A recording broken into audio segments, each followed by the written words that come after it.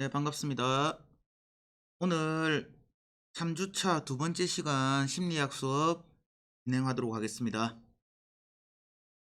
자, 오늘은 여러분들 역시나 일상생활에서 우리가 뉴스 혹은 어떤 매체를 통해서 드러난 그런 어떤 사실들, 현상에 대해서 한번 심리학적으로 풀어보는 오늘도 시간 가지도록 하겠습니다.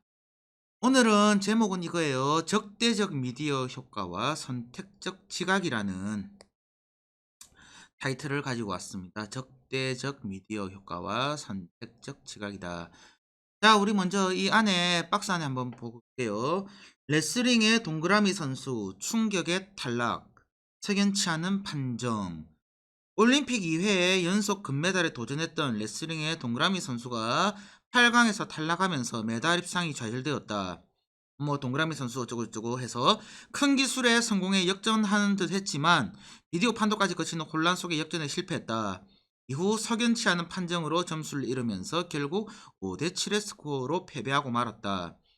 이 밖에도 이번 올림픽에서 권투의 세모 선수도 4강에서 판정 시비 끝에 탈락하고, 하키에서도 심판의 경고 남발로 주정 공격수 없이 우리 팀이 8강을 치르는 등 판정 논란이 끊이지 않고 있다. 이번 올림픽은 우리에게 가장 가혹한 올림픽으로 기억될 전망이다. 여러분들 이런 뉴스 종종 봤죠? 여러분들 종종 봤을 겁니다.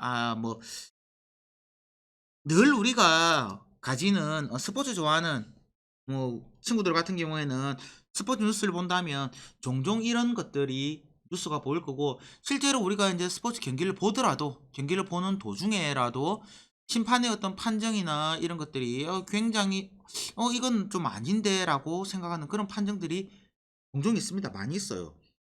꼭 보면은 이제 상대방 편만 들거나 아니면은 국가대항전이라면 다른 나라 편만 들거나 그런 경우들이 종종 있었습니다. 이게 뭐 우리나라가 힘이 없어서 그런 건지, 아니 국제적으로 우리나라가 무시를 당해서 좀 화가 나는 경우도 있고, 기사를 이렇게 여러분들 꼼꼼히 읽어봐도 그렇습니다. 누가 봐도 편파 판정이다라고 생각을 해요. 자, 게임을 해도 그렇죠. 여러분들 온라인 게임 접속해도 그마저도 우리 팀이 자꾸 불리한 것 같아요. 상대방 팀보다는 유리하지 않고 불리한 것 같습니다. 이런 중요한 경기에서 심판은 왜 항상 상대방 편을 들까 생각해 본 적 있습니까? 게임을 할 때 내게 자꾸 불리한 설정이 나오는 이유는 뭘까요? 뭘 해도 잘 되지 않고 좀 운이 나빠서 일이 꼬인다는 머피의 법칙, 여러분들 들어봤죠? 예전에는 이게 노래로도 있었습니다. 머피의 법칙이라고, J, EOC라는 형님들의 노래에도 있었습니다. 그런데 이 머피의 법칙보다 이를 더 잘 설명할 수 있는 심리학 이론이 있습니다. 그게 바로 오늘 볼 적대적 미디어 효과라는 겁니다. 이 적대적 미디어 효과는 뭐냐면 중립적인 보도 또는 정보나 상황을 자신에게 불리한 적대적인 보도로 착각하는 것을 이야기합니다. 자, 우리 일반적으로 그냥 가장 좀 중립적인 입장에서 생각을 해봅시다. 월드컵이나 올림픽 같은 국제 경기에서 주심을 맡는 심판은 중립성이 보통 검증된 인물입니다. 다만 심판도 이제 사람인지라 가끔은 실수도 하고, 그렇죠? 그러나 특정 팀에게 오로지 불이익만 주기 위해서 작정을 하고 나오는 경우는 있을 수 없습니다. 심판이 토토하는 것도 아니고, 그죠? 그렇진 않을 겁니다. 그런데도 이제 열성 팬들은 심판이 뇌물을 받고 편파 판정을 했다라고 흥분하는 경우가 종종 있어요. 그러면 자 보세요. 한쪽에게 불리한 판정이었다면 다른 쪽 팬들은 좀 흐뭇하게 심판을 바라봐야 되는데 그쪽도 불공정하다고 흥분하는 거는 똑같다는 겁니다. 경기가 중요한 경기일수록 관중은 예민해지고 사소한 것에도 크게 반응하게 됩니다. 하지만 심판은 경기 흐름을 이제 끊지 않기 위해서 그 사소한 것들을 무시하고 커다란 이제 잘못이 있는 부분들을 지적하는 경우가 많습니다. 보통의 관중들하고는 좀 다르죠. 그렇기 때문에 양쪽 팀 모두 심판이 문제 상황을 제대로 보지 않는다고 불만을 품을 수밖에 없는 것입니다. 이런 적대적 미디어 효과는 일찌감치 1954년도에 미국의 심리학자 엘버트 헤터프라는 연구팀에 의해서 실험으로 이렇게 좀 입증이 된 결과가 있습니다. 이 연구팀은 뭐냐면 미국의 이제 프린스턴 대학이랑 다트머스 대학교에 이제 두 대학의 이제 미식 축구팀이 함께 이렇게 경기한 영상을 보여줬거든요. 그 결과는 이제 두 대학의 학생들 모두 서로 이제 자신의 대학 팀이 불공정한 경기였다라고 생각을 했다는 겁니다.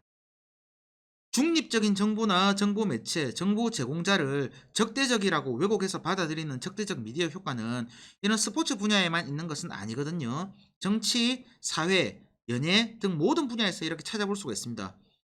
예를 들어 뭐 또 어느 언론이 특정 세력을 옹호하는 보도만을 한다고 여기거나 어느 영화가 남성 또는 여성을 차별하는 내용을 담고 있다고 생각하거나 또는 뭐 어떤 드라마가 특정 지역에 대한 고정관념을 심어주고 있다라고 간주하거나 뭐 또는 뭐 연예 기획사 같은 경우 특정 연예인만 관리하고 뭐 치중한다고 믿거나 뭐 이런 적대적 미디어 효과는 특정 대상이 이제 자신의 입장과 반대된 태도라고 느낄 때 보통 많이 나타납니다.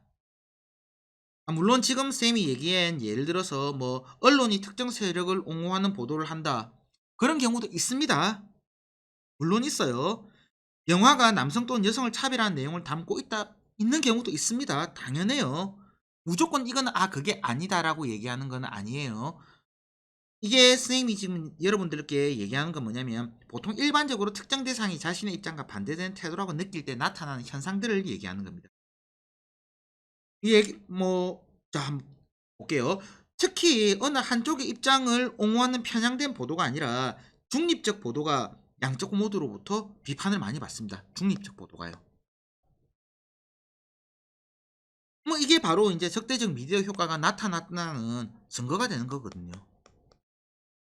만약에 어느 한쪽이나 특정 세력한테만 비판을 받는다면 이거는 거꾸로 이제 아까 조금 전에 선생님이 앞전에 얘기했던 보도가 전혀 중립적이지 않다는 것을 오히려 증명하는 셈이 되는 겁니다. 즉 중립적 보도는 모두에게 비난을 받지만 편향된 보도는 특정 집단에게만 비난을 받거든요. 이러한 이렇게 적대적 미디어 효과는 정치, 사회, 연예 등 사회의 다양한 분야에서 나타납니다.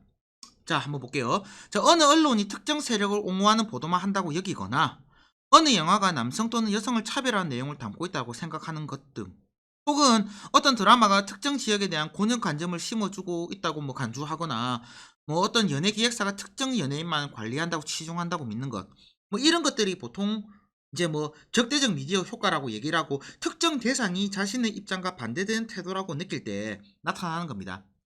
자, 물론 어느 언론이 그러니까 어떤 언론이 특정 세력을 옹호하는 보도를 하는 경우도 있습니다. 당연히 어느 영화가 남성이나 여성을 차별하는 내용을 담고 있는 경우도 있어요. 드라마가 특정 지역에 대한 고정관념을 심어주고 있는 경우도 있습니다. 어, 어, 이런 예가 어떤지 모르겠는데, 예를 들어서, 어, 우리가 한 번씩 보는 조폭영화들, 예전에도 이렇게 조폭영화나 이런 조폭영화들 보면 꼭 이렇게 조직폭력배들은 전라도 사투리를 쓰는 경우들이 종종 있었습니다. 이거 실제로 고정관념을 심어주는 경우라고 볼 수도 있거든요. 또는 어떤 연예 기획사가 특정 연예인 관리에만 치중. 연예 기획사 같은 경우에는 내가 응원한 연예인이 아닌 이제 그 다른 연예인들 아닐만 치중한다고 믿을 수도 있고 실제로도 그런 경우들도 있습니다. 당연히 기획사에서 보면 다양한 소속 연예인들이 있으면 모두 다에게 이렇게 똑같은 관리를 한다고 할 수는 없을지도 몰라요. 당연히 안타깝지만 연예기획사 입장에서는 그 소속 연예인들은 상품이에요, 상품. 상품이고 상품 중에서 잘 팔리는 상품을 당연히 전면에 내세우고 많은 관리를 할 수밖에 없는 겁니다. 왜냐면 기획사는 회사이고 회사는 이윤 추구가 최대 목적이기 때문이죠. 그런데 이게 그냥 맹목적으로 이제 우리가 그렇게 생각하는 경우가 있다는 거죠. 아까 얘기했지만 특정 대상이 자신의 입장과 반대되는 태도라고 느낄 때 보통 일반적으로 나타난다는 겁니다. 자, 다시 얘기하면 어느 한쪽의 입장에 이제 옹호하는 편향된 보도가 아니 이제 중립적인 보도가 양쪽 모두로부터 비판을 많이 받거든요. 바로 이게 적대적 미디어 효과가 나타났다는 증거예요. 만약에 어느 한쪽이나 특정 세력에게만 비판을 받는다면 이것은 거꾸로 이제 보도가 전혀 중립적이지 않다는 것을 반증하는 셈이겠죠. 즉 중립적 보도는 이제 모두에게 비난을 받는데 편향된 보도는 특정 집단에게만 비난을 받습니다. 차이점이 있죠. 적대적 미디어 효과를 일으키는 원인으로는 자신의 심리적 만족을 위해서 정보를 왜곡하는 경향인 자기중심적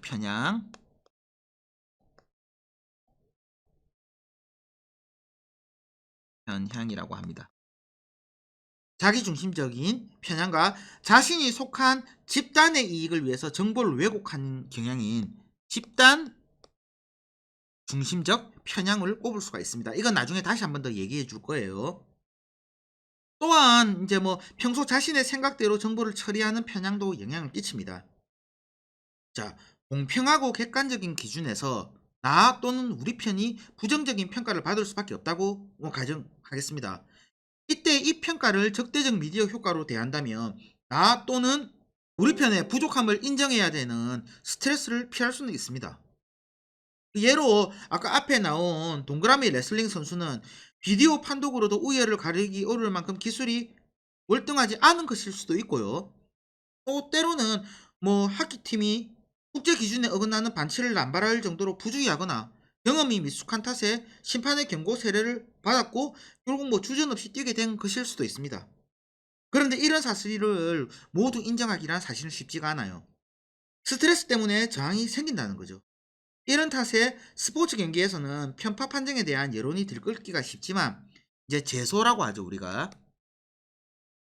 제소까지 이어지는 경우는 이제 드물다는 겁니다. 우리가 적대적으로 보기 시작하면 그런 것만 더 도드라져 보입니다. 즉 이제 보이는 모든 것을 골고루 보는 것이 아니라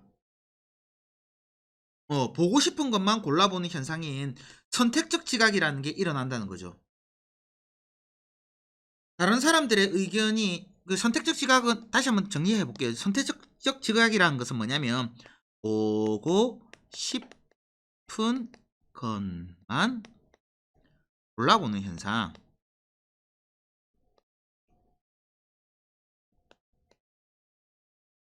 선생님이 원래 글자를 억수로 잘 씁니다. 굉장히 예쁘게 잘 쓰는데 지금 이게 조금 이게 안 좋아서 그래요. 요즘 펜이. 조금 이해해 줘요. 네. 계속할게요. 자, 다른 사람들의 의견이 적대적이라고 느낄 때 사람들은 부정적인 의견에 더 반응하는 경향이 있습니다. 예를 들어 볼게요. 상대팀 선수가 반칙을 했습니다.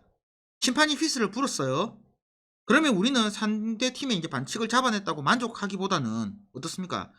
"아유 휘슬을 왜 이렇게 늦게 부냐."라고 짜증이 납니다. 반면에 우리 팀 선수가 반칙을 해서 심판이 휘슬을 불었을 때는 뭐라고 얘기합니까? "아 왜 자꾸 부냐고. 이렇게 벌써 몇 번째냐고." 실제보다 더 여러 번 심판이 반칙을 이제 선언했다고 느끼는 거죠. 이제 경기가 중요한 경기일수록 지켜보는 사람은 예민해지고 그 때문에 이제 부정적인 자극은 더욱 인상 깊게 남는 겁니다. 그리고 인상이 깊으면 실제보다 더 자주 일어났다고 착각하게 되는 거죠. 자, 여러분들 건강하니까 야한 것을 좋아하는 사람 여러분들 있죠 중간에 꽤 있을 겁니다. 뭐 제가 봤을 때 한 10명 중에 한 7, 8명은 좋아할 건데 좋아하지 말고 몸 배려요.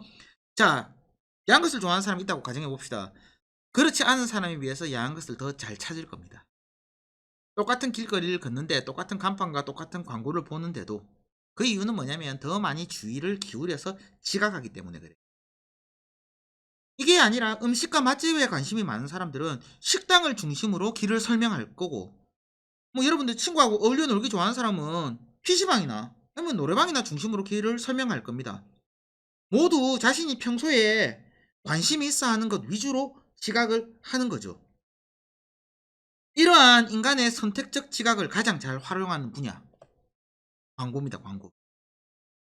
마케팅 담당자는 소비자가 모든 정보를 고르게 받아들일 것이라고 기대하고 광고를 만들지 않습니다.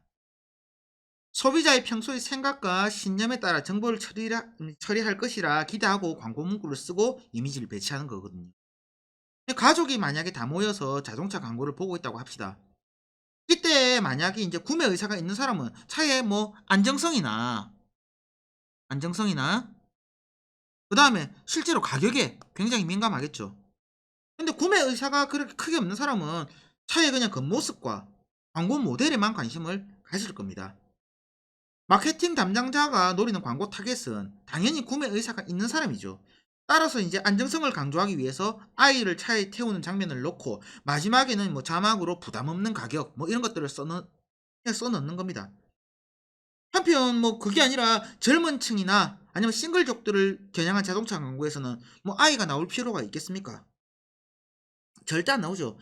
차를 타고 달리는 장면이나 파티를 한 장면이 더 많이 나올 겁니다. 광고 속 인물처럼 살고 싶어 하는 그런 욕망을 건드리는 거죠.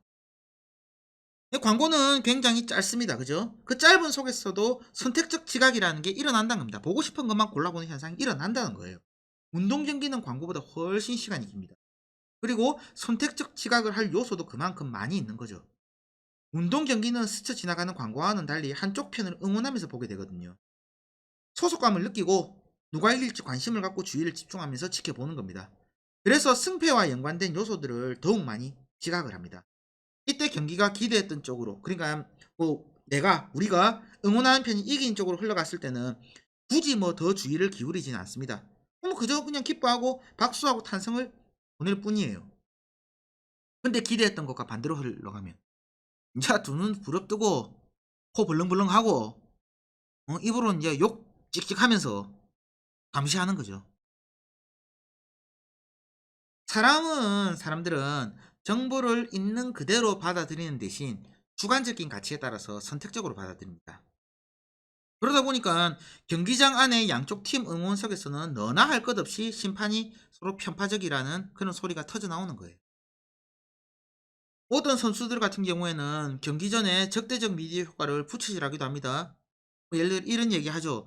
원정 경기라서 매너 있는 응원과 뭐 공정한 심판을 기대하기는 힘들지만 저희만 열심히 하면 상관없을 겁니다. 같은 얘기도 합니다. 뭐 이런 얘기는 마치 이제 뭐 비장한 결의를 드러내는 것처럼 보이기도 합니다. 근데 사실은 경기에서 졌을 때 다른 사람 탓을 하고 싶은 왜곡된 심리가 반영된 것일 수도 있습니다. 진짜로 자신의 말대로 심판 따위가 정말로 나하고 아무 상관이 없다 그러면 굳이 이런 얘기 할 필요 없죠. 안 하죠.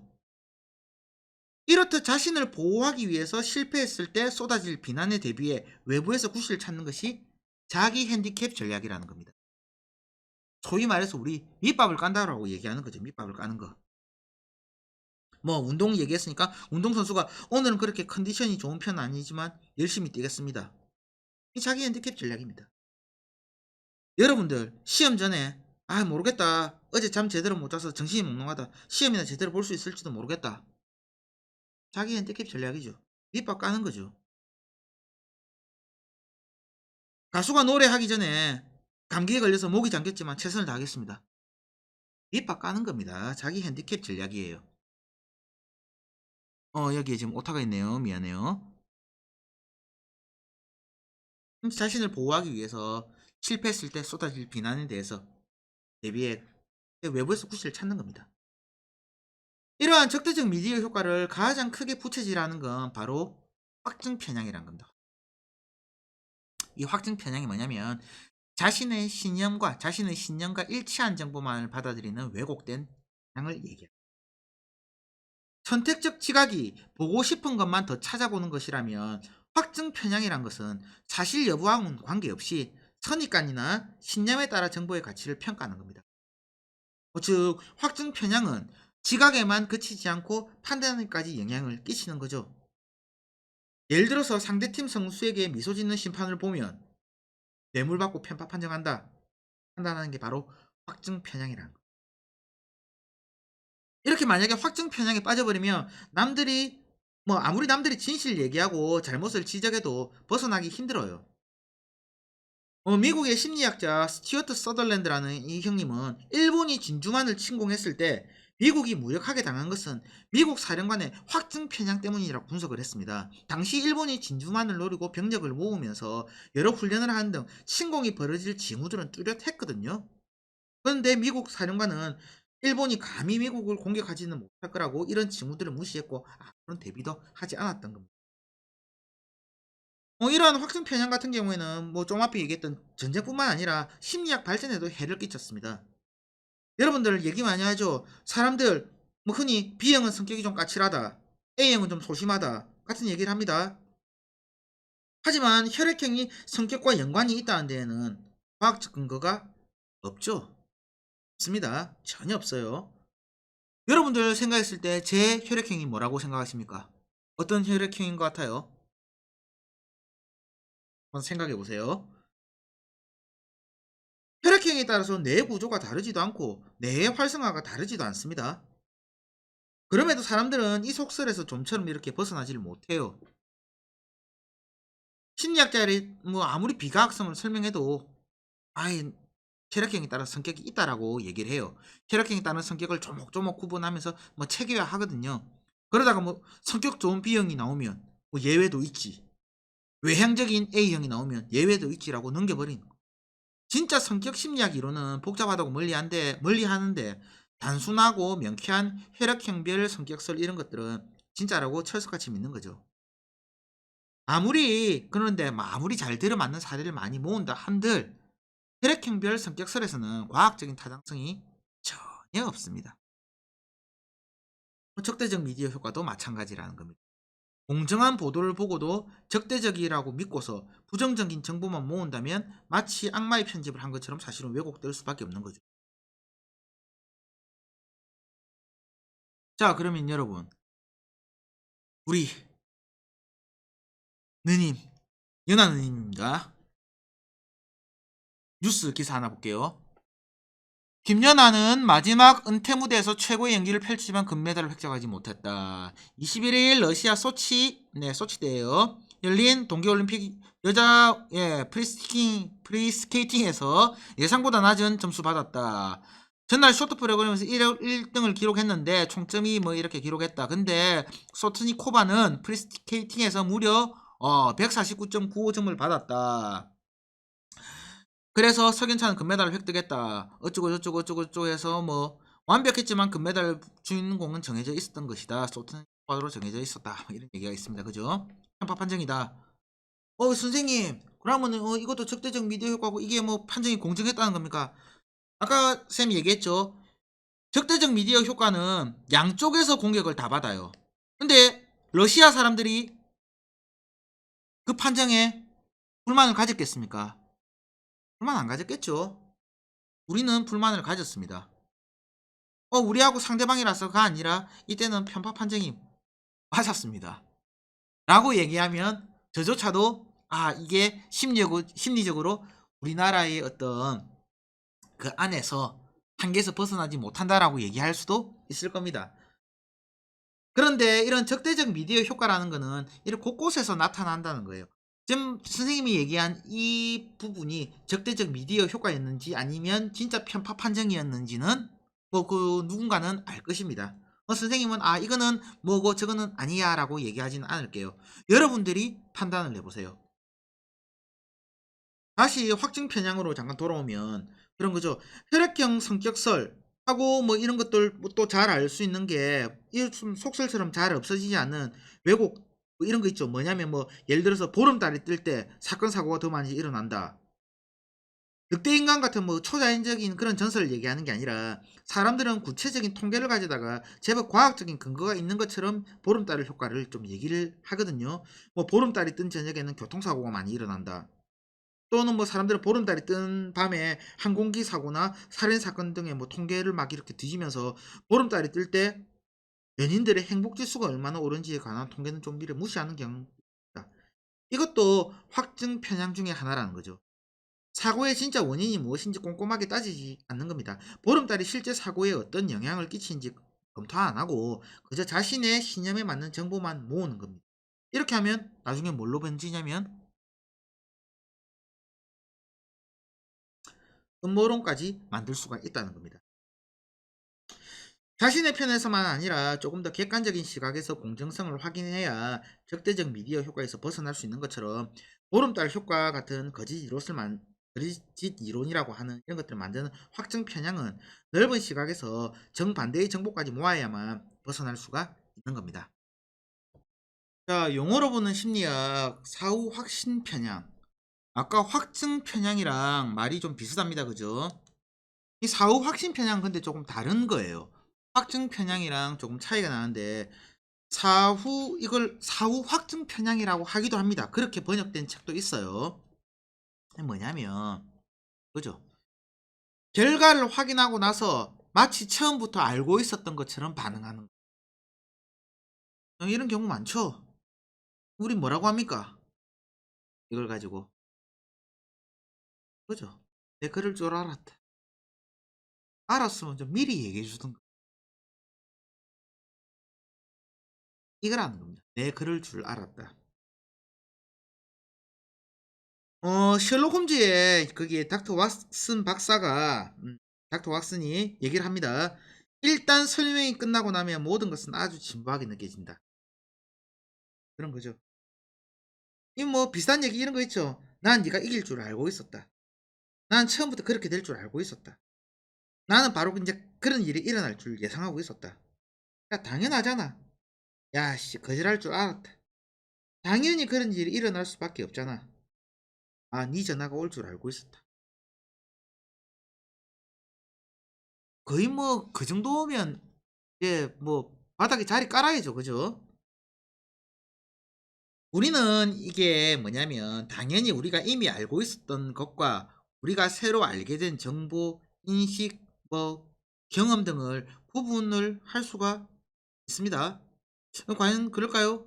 자, 사람들은 좀 더 똑똑하고 사력 있게 보일 수도 있고 뭐 사후에 과거나 더 그럴듯하게 보일 수 있는 기회가 마침 생기면 이러한 사후 확신 편향이란 걸 가지게 됩니다. 갑자기 이미 다 알고 있었다고 주장하는 거죠. 그리고 재빠르게 잘못된 과정을 옳은 과정으로 대체해 버리고 과거를 수정해서 이제 그 사실을 잘 들어맞도록 고친다는 겁니다. 옳은 사람은 뭐 이미 원시 시대 때부터 더 많은 생존 기회를 가질 수 있었고 덜 당황하고 더 수월하게 잘 살아갈 수 있었습니다. 우리는 절대 틀린 적이 없었다고 생각하는 거죠. 그리고 우리는 스스로 속이고 있다는 사실조차 의식을 못하는 겁니다. 이러한 사후 확신 편향은 좀 과도한 자신감과 가능한 연관성의 분석을 철저히 좀 하지 못하고 한 게 보통 나타나거든요.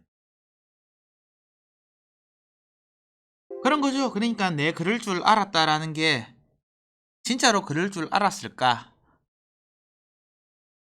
우리는 많은 생각들을 미리 가지고 있습니다. 그죠? 뭐 예를 들어서 이런 생각들이 있을 수도 있고 이런 생각들 또 이런 생각들 이런 생각들 다양한 생각들이 있을 수 있습니다. 자, 조금 더 쉽게 얘기해 볼게요. 자, 주식이 있습니다. 주식. 주가가 이렇게 지금 막 이렇게 해서 막 움직이고 있어요. 주가가. 자, 근데 지금 자 이게 오늘 지점이다 가정합시다. 오늘이에요. 자, 그러면 이 뒤에 주가가 어떻게 오를까요? 내릴까요? 자, 다시 한번 볼게요.